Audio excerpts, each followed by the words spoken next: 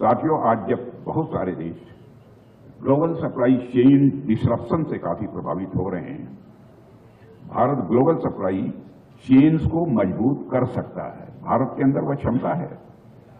आज दुनिया के बड़े देश चाइना प्लस की बात करते हैं, तो मैं आपसे पूछता हूं कि यह काम भारत के अलावा और कौन सा देश कर सकता हो?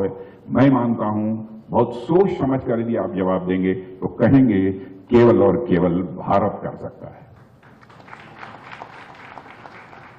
इसलिए जब हम आत्मनिर्भर भारत की बात करते हैं तो मात्र इंपोर्ट सब्स्टिट्यूशन की पॉलिसी नहीं है, बल्कि उसके पीछे ग्लोबल गुड की भावना है।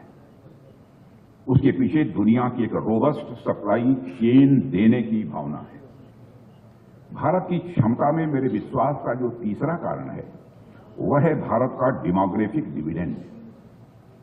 भारत में दुनिया की सबसे बड़ी यूथ पॉपुलेशन है, जिसमें लगभग 65% लोग 35 ईयर्स की कम आयु के हैं। हमारी सरकार ने इस डेमोग्राफिक डिविडेंड को न सिर्फ पहचाना है, बल्कि निरंतर उसे मजबूत करने का काम किया है। एक नए आत्मविश्वास से भरपूर हमारे युवा विज्ञान से लेकर खेल जगत में अपनी पहचान बना रहे हैं। उनकी क्षमता और प्रतिभा के अनुरूप अवसर तेजी से बनाए जा रहे हैं। वहीं एंटरप्रेन्योरशिप के लिए सरकार ने एक कंडीसिव एनवायरनमेंट भी तैयार किया हुआ है। भारत में आज दुनिया का तीसरा सबसे बड़ा स्टार्टअप इकोसिस्टम बन चुका है, और आज तो आप जानते हैं कि भारत में मोर देन 100 यूनिकॉर्न्स खड़े हो गए हैं। साथियों, इन 3 कारणों के अलावा भी कई अन्य कारण भी हैं, लेकिन मुझे लगता है ये 3 कारण अपने आप में भारत को एक नए ग्लोबल ऑर्डर को नेतृत्व प्रदान करने की क्षमता प्रदान करते हैं।